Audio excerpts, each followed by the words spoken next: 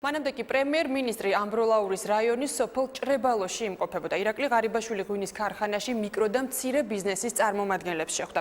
პრემიერ-მინისტრმა მათ მიკრო და მცირე მეწარმეების ხელშეწყობის პროგრამა გააცნო. პროგრამის ფარგლებში ხელისუფლებამ მცირე მეწარმეებს 5,000 ლარი გამოუყო.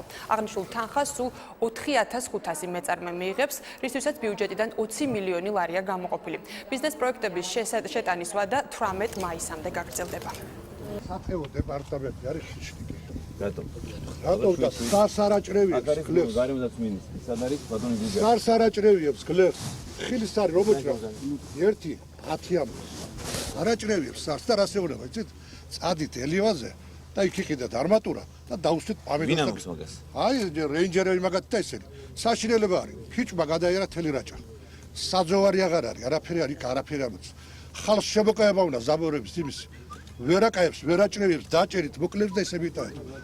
ესე იგი, მე ნახავენ რაღაცა სავარგულში ამოვიდა 5 ნაძვი, მიისაკუთრებენ და არეგისტრირებენ თავის თავზე და ასეთ მდგომარეობა. სასწაულს მიხედეთ რა. ან საბოტაჟიან კვებით ვიღაც აკეთებს მაგას, არ ვიცი თუ ვინ არის. და მოხსენით ეს ადამიანი ვინც. გვარის აკეთე არის მას ადამიანი. დააჯარიმეს ხალხი აგერ იცით, შეკითხეთ წარმოადგენლებს და გელობაშიც არ არის განსაზღვრული ჭიგოს და კი, მაგრამ მაგას კანონმდებლობა არ ჭირდება კაცო. როცა მიდიხარ უყურებ რომ გლეხიკაცია რაღაც ეხეთ, იმას არ მოაჭრევინებ და რაღაც დააჯანებ. ნაციონალობა შაბოიგეს. ეს არის პირდაპირ საბოტაჟი არის.